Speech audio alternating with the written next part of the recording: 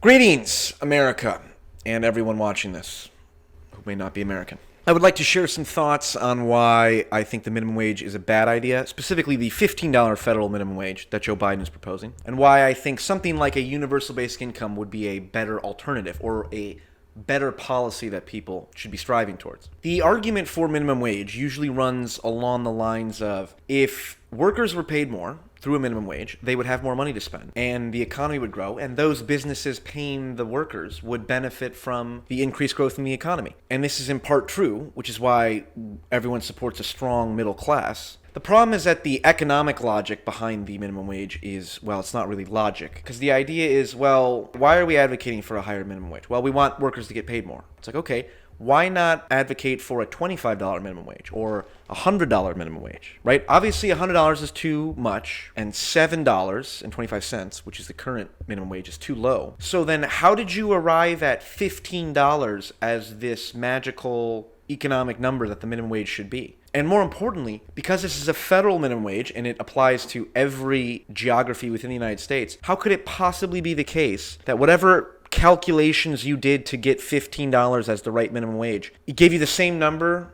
in places where the cost of living is so drastically different? Like $15 is the ideal minimum wage for New York, and it's also the ideal minimum wage for rural Kentucky. And there's people who would say, if we adjusted the minimum wage based on the 1968 minimum wage and adjusted it for inflation, we'd be at like $15 an hour. It's like, okay, first off, that's like a 7th grade economic analysis.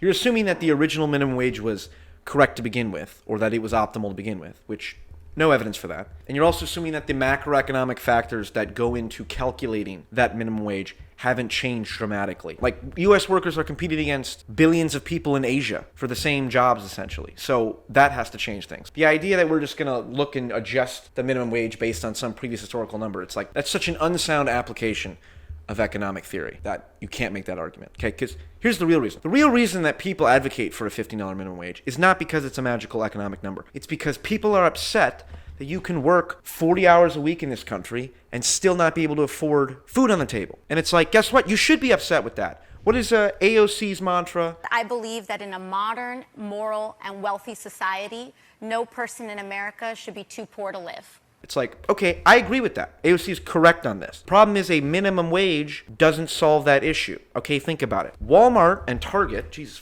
Christ, I'm getting carpal tunnel. Target and Amazon already pay their employees $15 an hour. So they're already doing that. And everybody knows Walmart could too. So mega corporations that already have tons of power can already afford to pay a $15 minimum wage. And many of them are doing that or on track to do that. The companies that cannot afford a $15 minimum wage are the 60% of small businesses that are either breaking even or losing money right now. Especially those small businesses that have been negatively impacted by COVID and the lockdowns and the pandemic. So if I'm Walmart and I see, okay, well, the government's going to implement this $15 minimum wage, it's going to make me have to pay my workers more, but I can already afford to do that. But if it means that a bunch of small businesses get put out of business and I, Walmart, get to eat up their market share, it's like, of course the corporations are going to want that. And all you are doing by implementing a one-size-fits-all federal minimum wage policy, putting small businesses out of business and handing that market share over to corporations. It's corporatism to the max. And people, of my generation should be extra cognizant of the fact that a $15 federal minimum wage will drastically incentivize companies to automate jobs that, minimum wage jobs.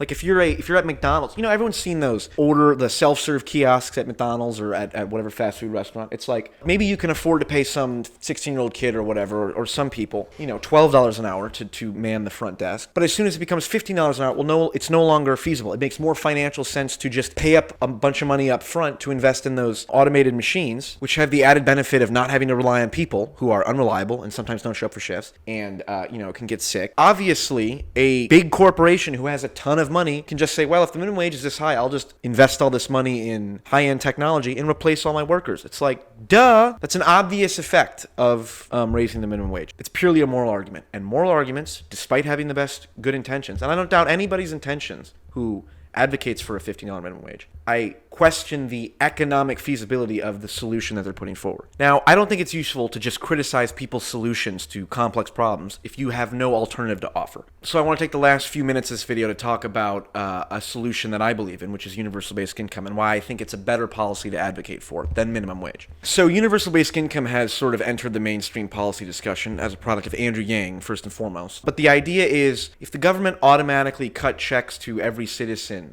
every month, then we could guarantee that every American citizen has a minimum amount of purchasing power so that their basic needs are always covered. So like the argument that and people on the left make about healthcare is your healthcare should not be tied to your work, because if you lose your job, then you lose your healthcare. It prevents people from being able to move jobs and all that. And I think there's validity in that, and I apply the same kind of logic in terms of your basic needs should not be tied to your employment status, right? Minimum wage only helps people that are already employed, but universal basic income would guarantee that people's basic needs are always covered. So even if you did lose your job, you wouldn't be able to afford Netflix or a nice car or whatever, stuff you would afford with your salary. But you would at least be able to still put food on the table and pay for the most basic necessities. And so I think that's the value of universal basic income there. And UBI is not a particularly radical policy. It's not even that much of a fundamental change. It's more of like a technical enhancement to the current welfare state, right? Because we already have a huge bureaucracy that cuts checks to people and provides government aid.